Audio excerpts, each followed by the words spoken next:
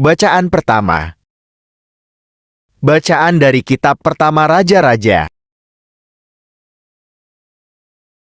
Ketika Ratu Negeri Seba mendengar kabar tentang Salomo, berhubung dengan nama Tuhan, maka datanglah, ia hendak mengujinya dengan teka-teki.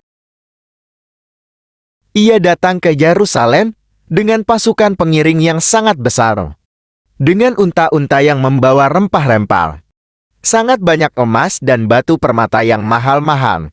Setelah ia sampai kepada Salomo, dikatakannya segala yang ada dalam hatinya kepadanya. Dan Salomo menjawab segala pertanyaan ratu itu. Bagi raja tidak ada yang tersembunyi, yang tidak dapat dijawabnya untuk ratu itu.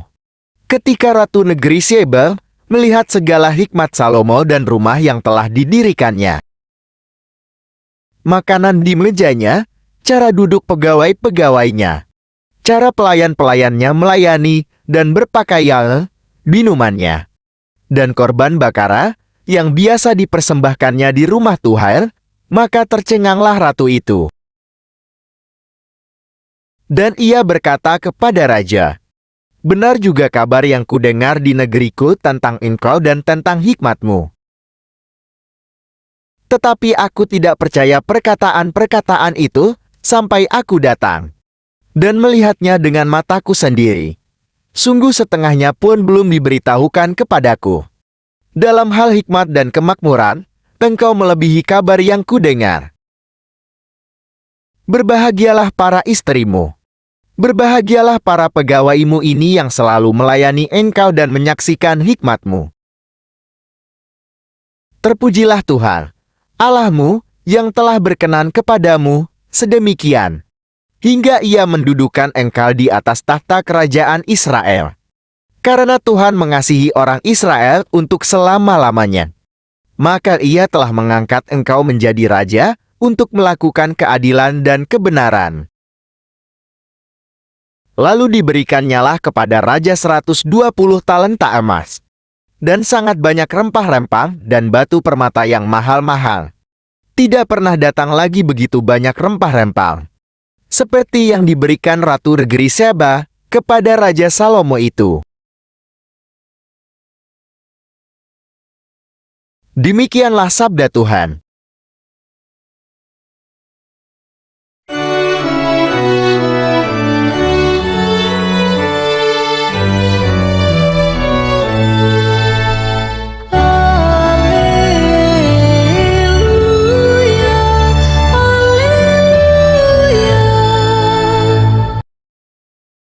Sabdamu, ya Tuhan, adalah kebenaran. Kuduskanlah kami dalam kebenaran.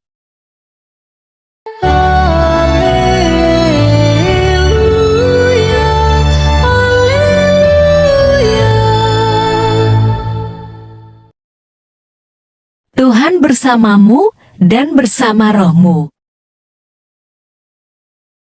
Inilah Injil suci menurut Markus.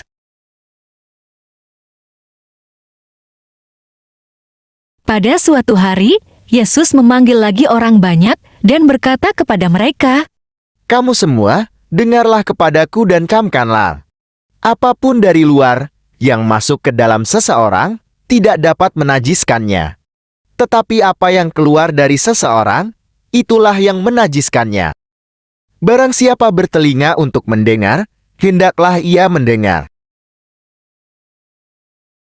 Sesudah ia masuk ke sebuah rumah untuk menyingkir dari orang banyak, murid-muridnya bertanya kepadanya tentang arti perumpamaan itu. Maka jawabnya, "Apakah kamu juga tidak dapat memahaminya?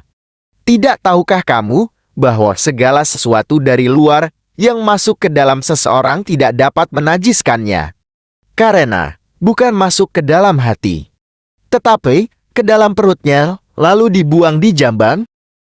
Dengan demikian ia menyatakan semua makanan halal. Katanya lagi, Apa yang keluar dari seseorang, itulah yang menajiskannya.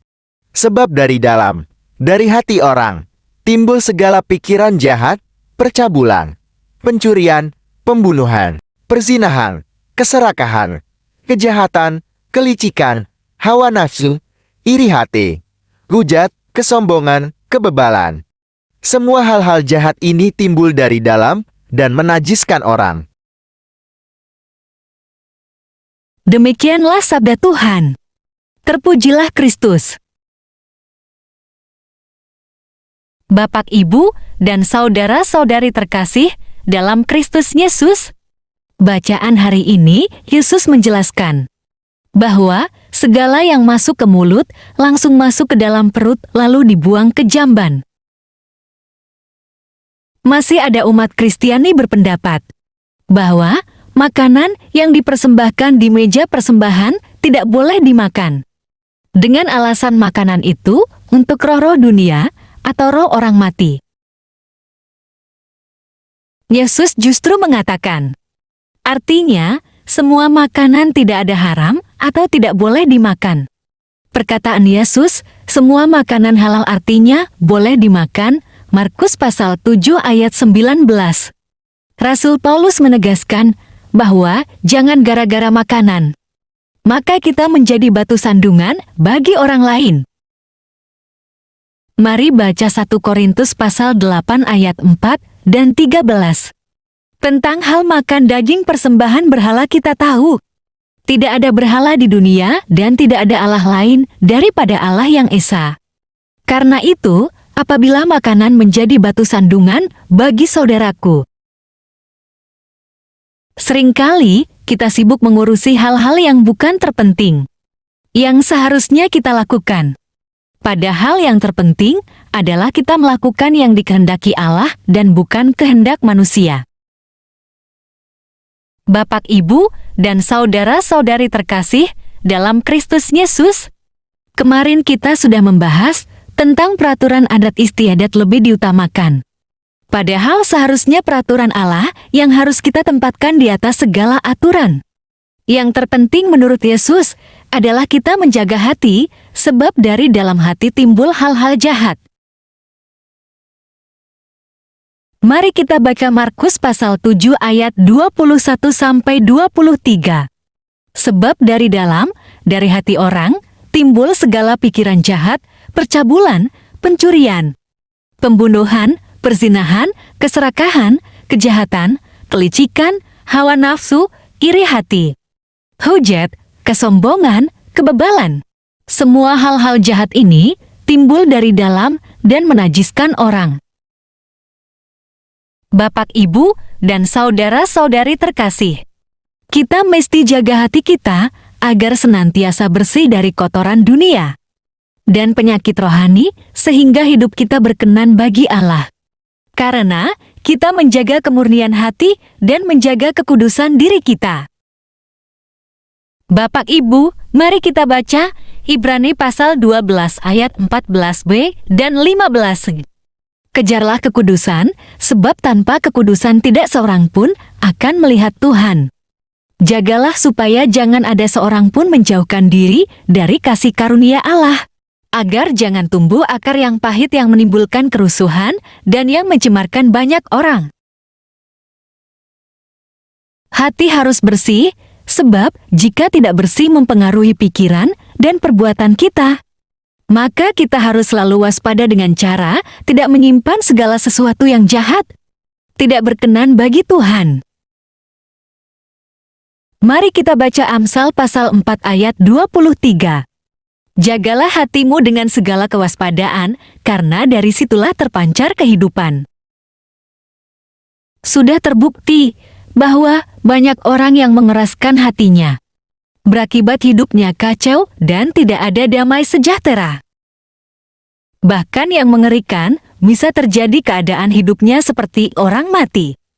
Bila terus-menerus menyimpan hal-hal jahat di dalam hati, karena tidak memancar sinar kehidupan di dalam hatinya dan juga pada pikirannya tertutup kegelapan. Banyak nasihat diberikan, Tetapi masih saja banyak orang mengabaikan nasihat. Dan akibatnya sungguh mengenaskan. Yesus dalam kesempatan lain berkata, bahwa hiduplah di dalam aku, sebab di luar aku, dikatakan, kamu tidak dapat berbuat apa-apa. Yohanes pasal 15 ayat 5 artinya, tidak ada damai sejahtera Allah berdiam di dalam hati kita. Tak bosan-bosannya dinasehati, agar kita baca firman Tuhan, supaya tahu akan kebenaran. Sehingga, kita tidak mengikuti prinsip kebenaran dunia, menjerumuskan banyak orang menuju kehancuran atau kematian rohani. Yohanes pasal 8 ayat 31 dan 32. Maka kata Yesus kepada orang-orang Yahudi yang percaya kepadanya, "Jikalau kamu tetap dalam firman-Ku, kamu benar-benar adalah murid-Ku. Dan kamu akan mengetahui kebenaran, dan kebenaran itu akan memerdekakan kamu." Bapak, Ibu, dan saudara-saudari terkasih dalam Kristus Yesus, sekali lagi diingatkan agar kita menjaga hati, pikiran, dan perbuatan kita agar berkenan bagi Allah. Salam kasih, Tuhan Yesus memberkati. Marilah berdoa. Allah Bapa, sumber pengharapan, Engkau telah mengikat perjanjian dengan semua orang melalui Yesus Kristus yang terurapi. Semoga kami selalu berpegang teguh pada Dia dan berkembang menjadi umat yang patuh setia dengan perantaraan Yesus Kristus, Putramu, Tuhan kami, yang bersama Dikau dalam persekutuan Roh Kudus, hidup dan berkuasa, Allah sepanjang segala masa, dalam nama Bapa dan Putra dan Roh Kudus. Amin. Terima kasih telah mendengarkan dan merenungkan firman Allah. Jangan lupa subscribe dan aktifkan loncengnya. Terima kasih Tuhan Yesus memberkati.